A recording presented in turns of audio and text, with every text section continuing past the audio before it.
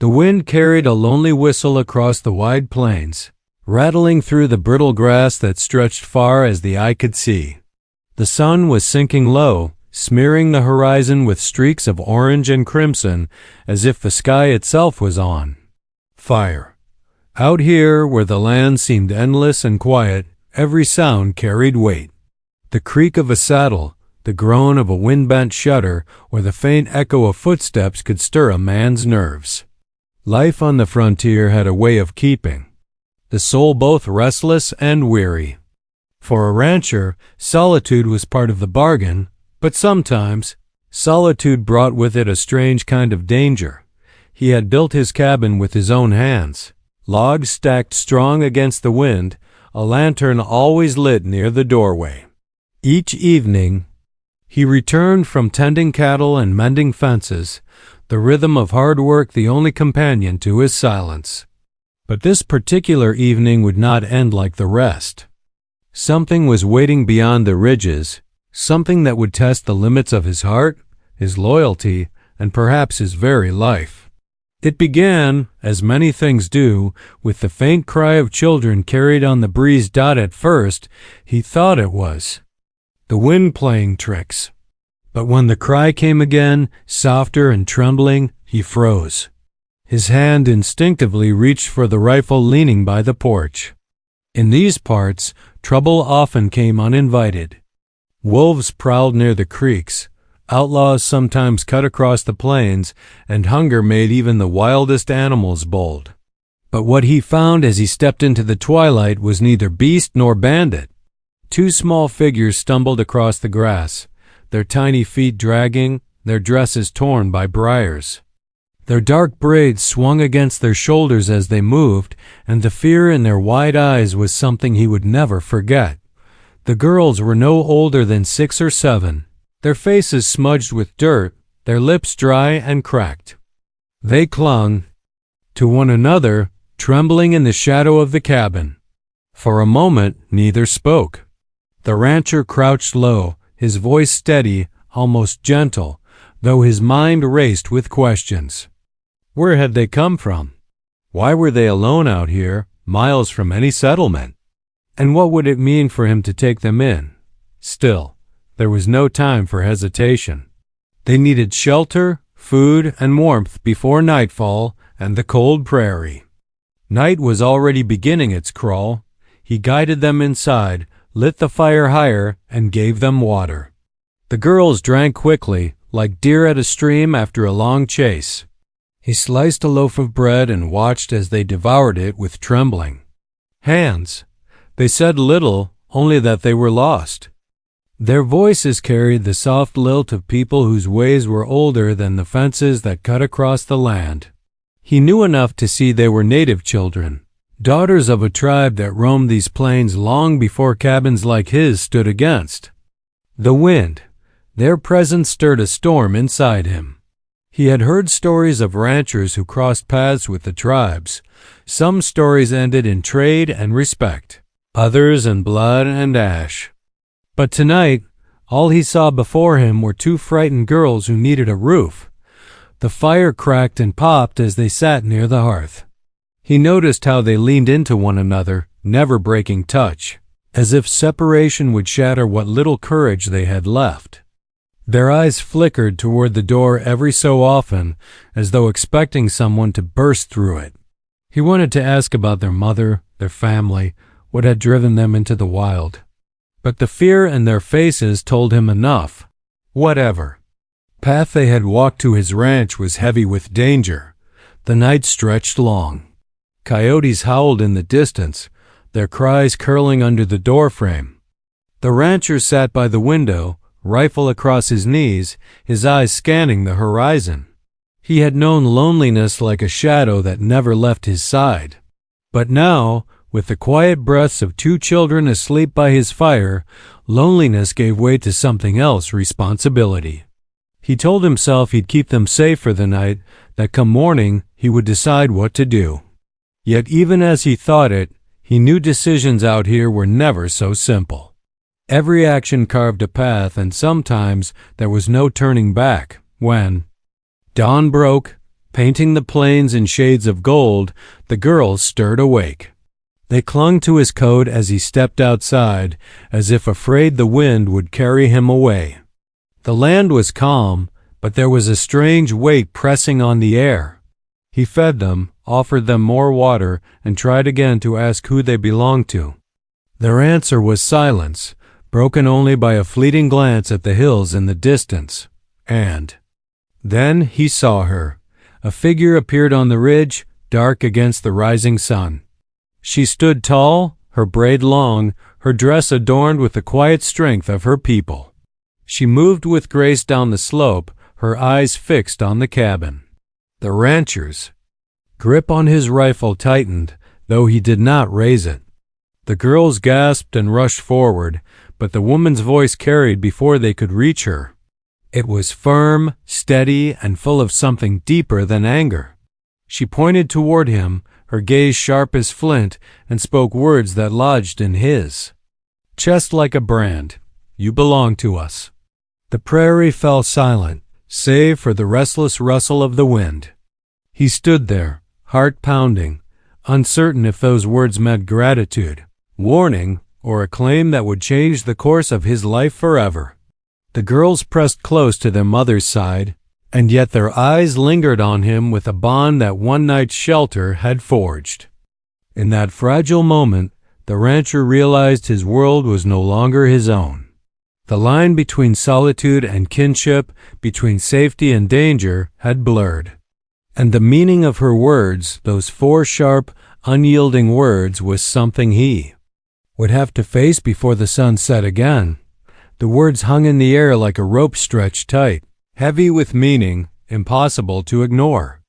The rancher had faced many things in his life: storms that split trees, coyotes bold enough to test his fences, and nights so lonely that silence felt like a second skin. But nothing had ever struck him quite like the voice of this woman. It wasn't just what she said, but how she said it. Calm, steady, certain. She had spoken as though the land itself had whispered through her, and for the first time in years, he felt small on the prairie he thought he had mastered. He didn't answer right away. The girls clung to her skirt now, though their eyes still darted back to him as if pulled by an invisible thread. He thought about the way they had huddled near his fire, about the trust in their eyes when he gave them food and warmth. For one night, they had been under his care. For one night, they had been his responsibility. Now, standing before their mother, he wondered if he had stepped into something far larger than himself. The woman studied him in silence, her face unreadable. The early light caught the edge of the feathers woven into her braid. Behind her, the vast stretch of plains rolled out without end, quiet yet alive with secrets. He knew enough of the frontier to understand that every encounter carried weight. A single word could spark trust or ignite trouble. A single gesture could decide whether a stranger became an ally or an enemy. And here he stood, caught between the two, unsure which way the ground beneath him would shift. He finally lowered the rifle from his arms, letting it rest against the cabin wall. His voice came out rough, but even. "They showed up here cold and hungry. I gave them shelter, that's all." He wanted to explain more, to tell her how he had stayed awake by the window all night, listening to the coyotes and keeping the fire high, making sure nothing touched the children. But he stopped himself. Out here, words were often less important than actions, and she had already seen what mattered most, the girls alive and safe by morning. Her eyes lingered on him a moment longer, then drifted to the cabin, to the smoke, rising from the chimney, to the land spread wide in every direction. She said nothing, only placed a hand on the head of one of the girls, her fingers gentle against the braid. The children leaned into her touch, but their gaze flicked back to him, filled with something he couldn't quite name. Gratitude, perhaps, or confusion. Or maybe the beginning of a bond that had no place on maps or in law, but was real all the same. The rancher's chest tightened. He had lived with silence so long that the presence of others stirred something inside him, something restless. He wasn't used to being claimed, not by family, not by land, not by anyone. He had chosen this life because it kept him apart, because it allowed him to shape his days with his own hands without the pull of anyone else's voice. And yet, here was this woman speaking as though he was no longer his own man. Her words echoed in his head. "You belong to us." He turned toward the horizon, trying to steady his thoughts. The plains seemed endless, but he knew better. Every stretch of land belonged to someone, whether marked by fences, by hunting paths, or by the memory of generations who had walked it before. His cabin stood on soil rich with history he barely understood. He had always told himself he was simply a man making a life in the wild, but now he wondered if the ground beneath him was ever truly his to claim. The woman's presence stirred. A tide of old stories he had heard around campfires or in the low talk of other ranchers. Stories of tribes who guarded their people with fierce loyalty, of men who crossed boundaries without knowing it and paid dearly. Some tales ended with peace, with trade, with neighbors living side by side. Others ended in silence and smoke. He couldn't tell yet which path his story was meant to follow. The girls tugged at their mother's skirt, whispering something too soft for him to catch. She nodded, listening with patience, then straightened her back and looked at him again. Her eyes were steady, but not cruel. There was no hatred in them, only a weight of expectation, as if she were waiting for him to speak the truth of his heart. He opened his mouth but found no words. For once, language felt too thin to carry what needed to be said. Instead, he stepped back toward the cabin door and held it open. "There's food inside," he said simply. "You're welcome to it." He didn't know if the invitation would be taken as respect or weakness, but it was all he could offer. The fire was still burning, the bread still warm from the mornings. Slice. Hospitality was the one thing he could give without question. And perhaps it was enough to bridge the silence stretching between them. She did not move right away. The girls looked from her to him, waiting. Finally, she stepped forward, each stride measured, each movement carrying dignity. When she crossed the threshold of the cabin, the air seemed to shift. The rancher felt his heart pound, not from fear, but from the knowledge that his life was no longer the quiet line it had once been. Something had changed. Whether for good or ill, he could not yet tell. Inside, the firelight danced against the logs. She looked around slowly, her gaze taking in every detail, the tools by the wall, the blankets folded near the bed, the simple table worn smooth by use. She said nothing, but her silence spoke volumes. This was his world, bare and small, built with sweat and solitude. To her, it must have seemed strange, perhaps even fragile, compared to the long memory of her people. Still, she allowed her daughters to sit by the hearth again, where they had curled up the night before. They looked at peace, as though the cabin had become, for the moment, a safe place. The rancher leaned against the doorframe, watching them. 1,000 questions burned inside him. Where had they come from? What danger had driven the girls to his doorstep? And why, when she spoke, had she said he belonged to them, as though his fate was tied to theirs? Yet he kept the questions to himself, sensing that answers would come in their own time. Out here, patience was as necessary as water or firewood. Rushing could cost a man everything. The sun climbed higher, spilling light across the plains, but inside the cabin, the air held a quiet tension. He poured water into a tin cup and set it near her without a word. She accepted it, lifting it to her lips with calm grace. The girls nibbled at bread he placed before them, their small hands careful not to waste a crumb. Watching them, he felt something stirred deep within him, an ache he hadn't known was still alive. The ache of family, of belonging, of ties that stretched beyond survival. It unsettled him as much as it comforted. The day passed slowly, the hours thick with unspoken things. She spoke little, and when she did, her words were measured, carrying the rhythm of the land itself. The girls played softly near the door, their laughter like small sparks in the silence. He found himself listening more than speaking, watching, more than acting, as though waiting for the land itself to reveal what came next. Each time he looked at her, he remembered her words. "You belong to us." The more he thought on them, the less he understood, and the deeper the mystery grew. By nightfall, the cabin once again glowed with firelight, shadows stretching along the walls.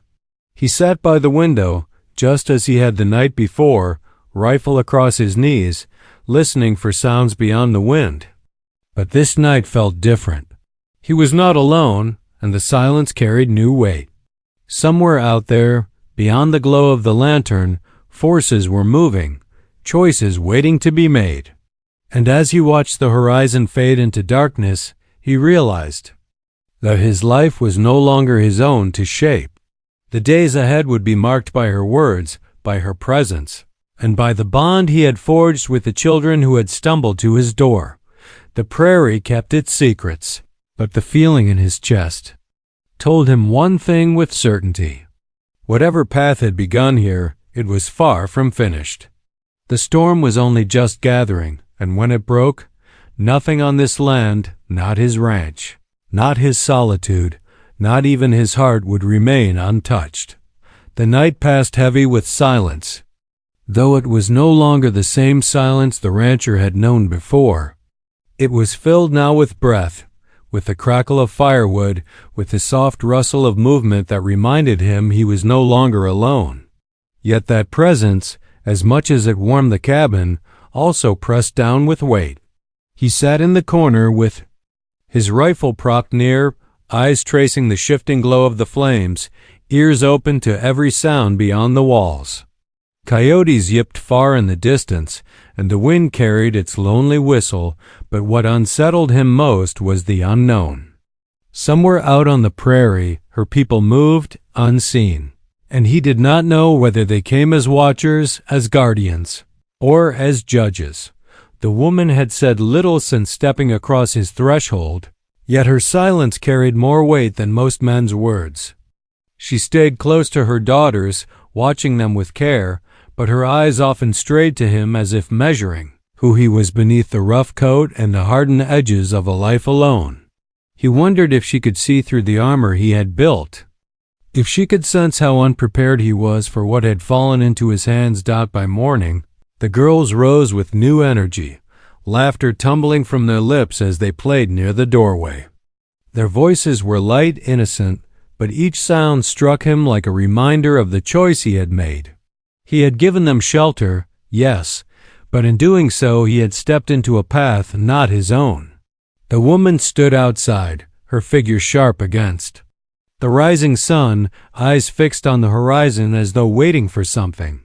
He watched her, noting the calm strength in her posture, the way she seemed a part of the land itself, rooted and unmoving. He wanted to ask about the words she had spoken, about what it meant that he belonged to them. The question burned in his chest, but each time he tried to voice it, the words dried in his throat. Instead, he busied himself with chores, splitting wood, hauling water, tending to the few cattle that wandered near the creek. Yet even in the rhythm of labor, his mind returned to her presence, to the way the balance of his world had shifted. As the sun climbed, a shadow of unease crept over him.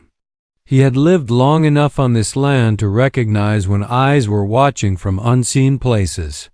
The horses in the corral were restless, ears flicking, nostrils flaring. The dogs barked at nothing he could see. He knew enough to trust their instincts. Someone was out there, beyond the grass, keeping track of every move. Whether friend or foe, he could not yet tell, but the knowledge gnawed at him. At midday, she finally spoke, her voice quiet yet steady. "You took them in when they were alone," she said, her words rolling like a current of water. "For that, you are marked." The rancher paused, axe held in mid-swing, sweat dripping from his brow. Marked. The word struck deep. He set the axe down slowly and turned toward her, searching her face for meaning. But she offered nothing more, only looked toward the hills where the horizon wavered in the heat. That night, sleep came hard. He dozed by the fire, rifle in reach, the shadows of the room stretching long. In the stillness he thought he heard movement outside, faint steps pressed into the earth. Rising, he eased open the door, the cool air brushing his skin. The plains lay quiet under the starlight, but something was out there, watching. He felt it as sure as the breath in his chest. When he closed the door again, he found her awake, eyes steady on him. She had not slept either. No words passed between them, yet understanding lingered in the space. Whatever danger hovered near, they both felt it. The following days unfolded like a tightening rope. The girls grew comfortable in the cabin, their laughter filling corners once hollow. But beyond that warmth was a tension neither the rancher nor the woman could ignore. Small signs appeared: the broken twig near the timnahs corral, the faint print of a moccasin in the dust, the distant curl of smoke on the horizon. Each mark told the same story.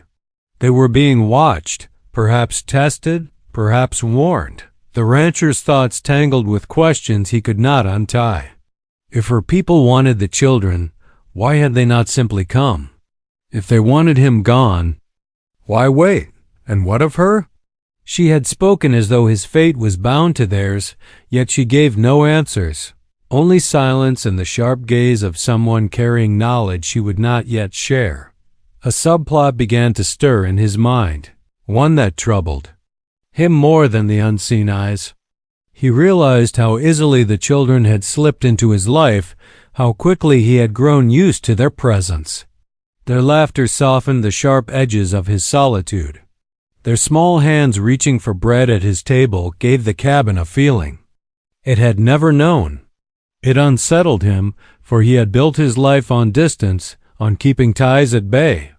And yet, he felt the pull of something deeper, something he had long believed was gone from him. The woman must have noticed. Her eyes often lingered on him when the children laughed near his side, as if she, too, weighed the bond forming between them. Perhaps it was this that kept her from leaving. Perhaps it was this that had made her say he belonged to them. But whether she meant it as a claim or a warning, he could not yet tell. One evening, as the sky bled red against the horizon, he found her standing near the edge of the ridge. The girls were inside, their laughter muffled by the cabin walls. He joined her, his boots crunching against the dry grass. For a long time, they stood in silence, the wind pressing against them. Finally, he asked, "Why bring them here if danger follows?" Her eyes stayed on the horizon. "They were not meant to be found by you," she said, "but you chose them.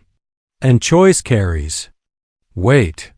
He wanted to press further, to demand answers, but something in her tone stopped him. It was not fear, but certainty.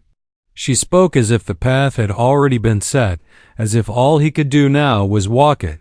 That night, he dreamed of fire sweeping across the plains, of voices shouting in the dark, of the girls clinging to him as shadows closed in. He woke with his chest tight, the sound of distant drums echoing in his ears though the air outside was still. Dreams could be tricks of the mind, but out here, they often carried truths not yet seen. Days blended into one another, each filled with small moments of warmth shadowed by unease. He repaired fences, mended saddles, kept watch over cattle, but his eyes always drifted to the horizon, expecting movement. The children grew stronger, their cheeks no longer pale with hunger, their steps no longer weak. The cabin felt alive in a way it had never been. Yet with each laugh, with each smile, the conflict inside him deepened. He was no longer the man of silence he had been, but neither was he free. He was caught in a story larger than himself, a story whose ending he could not see. One afternoon, while tending to the horses, he heard the sharp call of a hawk overhead. Looking up, he caught sight of figures moving along the far ridge. Too far to make out faces, but close enough to know. They were not alone anymore. His gut tightened. They were being surrounded, slowly, deliberately.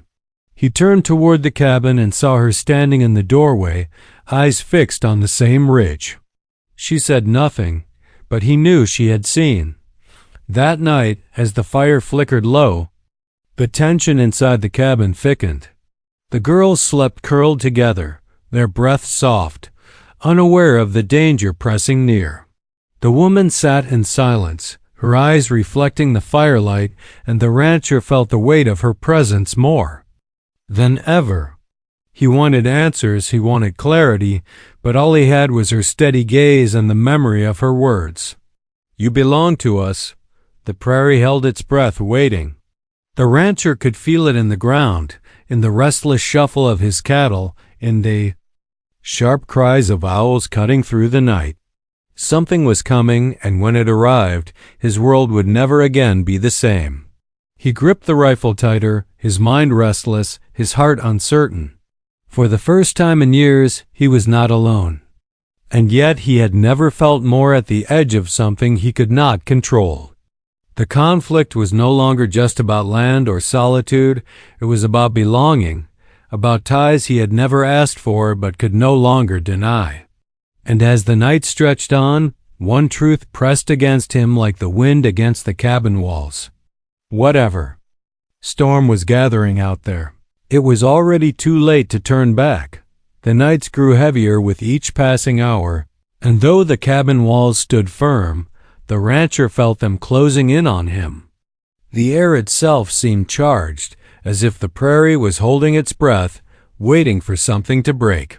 The children still laughed and played, though their voices carried a sharper edge now, as if even their innocence had caught the scent of unease. The woman spoke little, yet every glance she gave him reminded him that the line between safety and danger was thin as thread. He slept less, pacing the floorboards long after the fire had burned low, rifle never far from reach. Outside, the dogs barked at shapes unseen, their hackles raised, their voices echoing into the dark. Once, he stepped onto the porch and caught sight of a flicker, just a spark on the ridge, too distant to be a campfire, but too deliberate to be chance. He knew then that whoever watched was closer than ever, testing his patience, waiting for a moment when his guard might fall. During the day, he threw himself into work, as though the rhythm of labor could shield him from what approached. He repaired fences, checked cattle, cut firewood, but his eyes were always drawn back to the horizon. The land stretched wide, but it no longer felt like freedom. It felt like a stage, and he, the unwilling figure at its center. He wondered how long it would be before the watchers stepped from shadow into daylight. The woman carried herself with calm, yet he could see in her silence that she, too, felt the storm pressing near. She often stood on the ridge at dusk, scanning the horizon as if reading signs written in the wind. When he asked her what she saw, she only said, "The land speaks. You must learn to listen." Those words troubled him, for he had lived here long and thought himself attuned to its voice. Yet if the land was speaking, it whispered truths he could not yet understand. The children clung more tightly to both of them now. Their laughter was still bright, but in the quiet moments their eyes darted toward the windows, as though they, too, sensed the approach of something unseen. At night they curled together near the hearth, their small forms trembling when the coyotes howled. The rancher felt a weight in his chest each time he looked at them, a mix of duty and fear.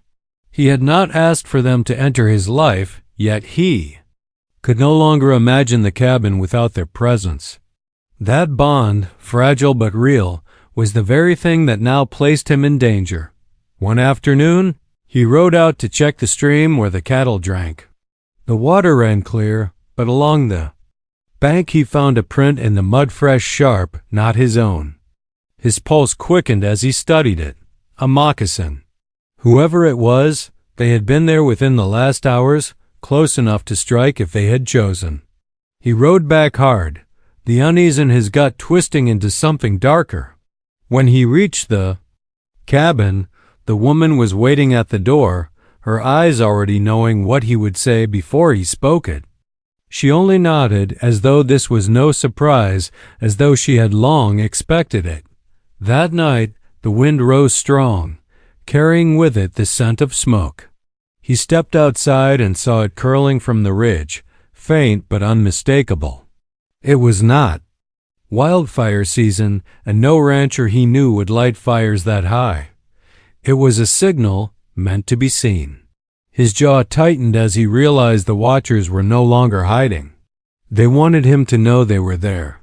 He returned to the cabin and found her seated by the fire, the children nestled close to her. He told her what he had seen, and she lifted her gaze, calm but unwavering. "It begins," she said, "nothing more." Those 2 words were enough to chill him deeper than any winter wind. The days that followed twisted into a coil of tension. Each dawn he half expected to find riders cresting the ridge.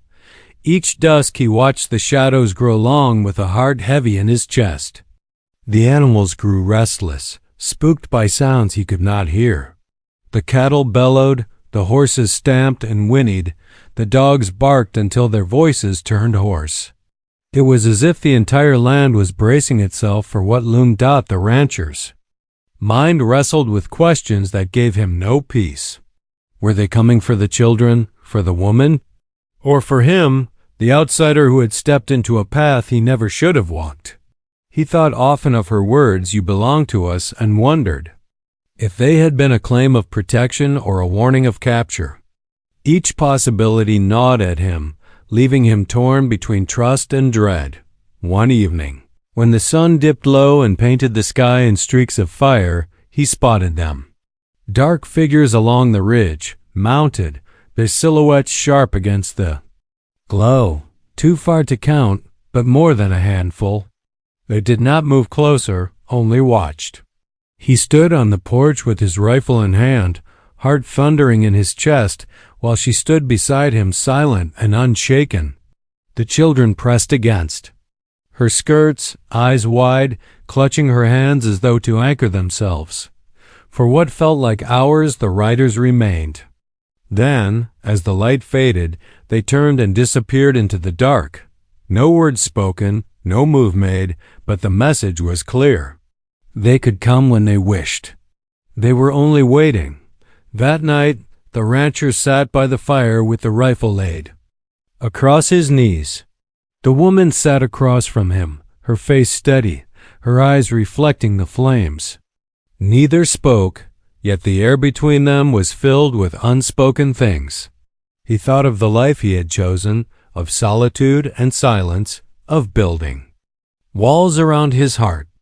Those walls had crumbled in a matter of days, and now he stood on the edge of a fight that was no longer his alone.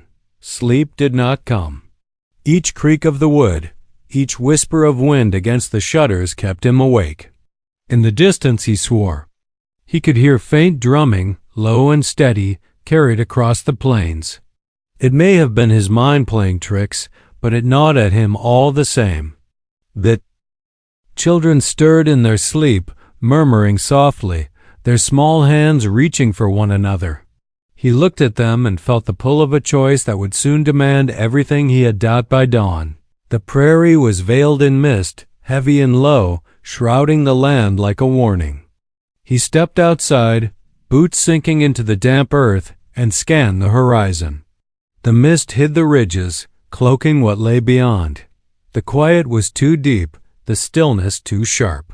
Something was near, waiting just beyond sight. He turned back toward the cabin and saw her in the doorway, her figure framed in the pale light. The children clung to her, their faces pale with the weight of fear they could not name. She met his eyes, and for the first time he thought he saw a flicker of doubt. In her calm, Not fear exactly, but something close. A sign that even she could not control what was coming. The rancher's grip tightened on the rifle. He could feel the moment closing in, the edges of the story pressing tight around them. The watchers had revealed themselves, the land itself seemed to hold its breath, and every step he took felt like walking a line too narrow to escape. He had chosen to shelter the children, chosen to stand against the silence, and now those choices bound him. The climax hovered just beyond the horizon, close enough to taste, yet still hidden in shadow. The prairie was no longer quiet land and open sky. It was a stage set for reckoning. The rancher knew that when the mist lifted, when the watchers made their move, the life he had known would be swept away like dust in the wind. And as he stood there in the chill of morning, listening to the stillness, he felt the truth settle deep inside him. The storm was no longer coming. It was already here, circling, pressing, ready to break. All that remained was the moment it would strike. The mist clung to the land like a veil, the silence so complete it pressed against the rancher's ears. He stood with the rifle heavy in his hands, eyes fixed on the ridge where shadows had so often gathered. His breath was slow, controlled, but his heart pounded hard in his chest. He knew the moment was upon him. The watchers would not wait forever. They had circled long enough, testing his resolve, measuring his choices. Now the reckoning had come. Through the shifting fog, shapes began to form. Riders, silent and deliberate, emerging one by one until the ridge was lined with them. They did not call out, did not raise weapons, but their presence was enough to make the ground feel smaller, the sky lower. The rancher stepped forward a pace, planting his boots firmly in the damp earth. Behind him, he heard the soft intake of breath. From the children, felt the quiet strength of the woman as she stood in the doorway. One figure rode ahead, moving with slow authority. As the horse descended the slope, the rancher's grip tightened on the rifle, though he kept it lowered. When the rider halted just yards away, he could see the lines of age and wisdom etched deep into the man's face. His eyes were sharp, but not cruel. He looked at the rancher, then at the cabin, then at the woman standing in its doorway. For a long moment, no one spoke. The silence stretched until it felt unbearable. Finally, the woman stepped forward, her voice clear and steady. "He gave them shelter," she said. "He kept them safe." The rancher's throat tightened at her words. They were simple, but heavy with meaning. The elder's gaze turned back to him, weighing him with a look that seemed to pierce beyond flesh and bone. The rancher stood firm, saying nothing, letting his actions speak. He thought of the night the girls had stumbled to his door, of the firelight on their frightened faces, of the trust that had sparked between them. He thought of the long days since, of laughter and fear intertwined, of choices made without thought of consequence. At last, the elder nodded. His voice, when it came, was low and measured. "The land remembers those who honor it," he said. "The children live because of you. That will not be forgotten." Relief touched the rancher's chest, but only faintly, for the elder's eyes did not soften. "But you must know," he continued, "that what you have touched now binds you. The bond is not undone by choice. It is carried forward." The rancher swallowed hard, understanding settling over him. He had stepped into something larger than his own life, and there was no stepping back. He looked at the woman, who held his gaze with calm certainty. She had told him from the start, "You belong to us." Now he finally understood what she meant. Riders lingered, their presence heavy, until the elder lifted a hand. Slowly, they turned and retreated, vanishing once more into the mist. The land seemed to exhale with their departure, though the weight they left behind did not lift. The rancher lowered his rifle, his hands trembling only once the danger had passed. Inside the cabin, the fire burned low. The children clung to their mother, relief softening their faces, though their eyes still held the shadows of fear. The rancher sat heavily in his chair, staring into the flames. He had faced storms, hunger, and solitude, but never had he felt so stripped bare. The land had tested him, and though he had not fallen, he had not come away unchanged. Days turned into weeks, and the prairie returned to its quiet rhythm. The watchers no longer appeared on the ridge, yet the rancher could not shake the feeling that unseen eyes still lingered. The woman and her daughters remained, their presence a constant reminder of the path he had chosen. Slowly, life found a new rhythm. The girls helped with chores, their laughter filling the air. The woman tended the fire, mended what was broken, and carried with her an unspoken strength that steadied the cabin more than any wall. In quiet moments, the rancher found himself reflecting on what had passed. He realized the land was not empty, not his alone to shape. It was alive with history, with ties that stretched beyond what he could see. His solitude had once felt like freedom, but now he saw it for what it was, an escape from belonging, a way to avoid the weight of ties. Yet in trying to escape, he had stumbled into the very bond he thought he had left behind. The subplots of his life, the cattle, the fences, the endless labor seemed smaller now against the larger story unfolding around him. The true conflict had never been about the watchers, nor about the threat of losing his land. It was about the place he held in the world, about whether a man could stand apart or whether he was always, in the end, tied to others.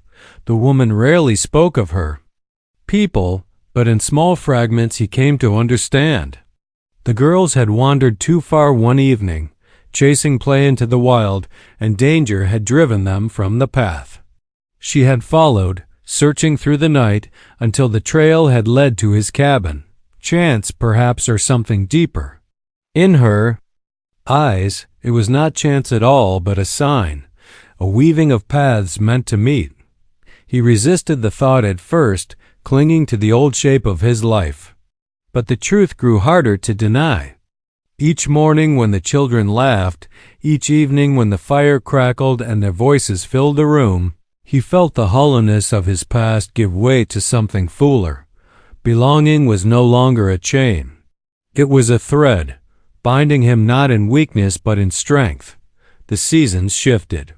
Grass grew tall, then bent with wind, then fell beneath snow. Through it all, the cabin remained filled with life. The girls grew strong, their laughter unbroken by the shadows of the past. The woman stood steady, her eyes always on the horizon, listening to the land in ways he was only beginning to learn. The rancher worked the soil, tended the herd, but no longer with the silence of a man alone. He worked with the knowledge that each choice reached beyond himself, that his hands now carried the weight of more than his own survival. The watchers did not return in force, but he knew they were never far. Now, though, he no longer feared them. Their presence was not threat alone, but a reminder. He was marked, as the elder had said, bound but by choice and by action. And in time, he accepted it. In the end, the prairie did not change. The wind still carried its lonely whistle, the coyotes still sang at night, the stars still burned cold above the plains. What changed was the man who stood upon it. He no longer saw the land as empty stretches to be conquered. He saw it as a living place, woven with stories and voices older than his own. He understood now that his solitude had never been true freedom. True freedom came in belonging, in carrying weight not only for himself but for those who had found shelter at his fire. And when he thought back to that first night, the knock at the door, the frightened eyes of two children, the voice of a woman saying, "You belong to us," he no longer felt unease. He felt the truth of it, simple and steady. For in the end, it was not just that he had sheltered them. It was that they had sheltered him, pulling him from the hollow silence of his days and placing him back into the web of life, where he was always meant to stand, The story of the lonely rancher ended not with the crack of gunfire or the clash of men, but with the quiet of a fire burning steady, with children's laughter rising against the wind, with a man learning that belonging was not something to fear. It was something to live by. And as the prairie stretched endless before him, he knew the land had not taken him prisoner. It had given him back to himself.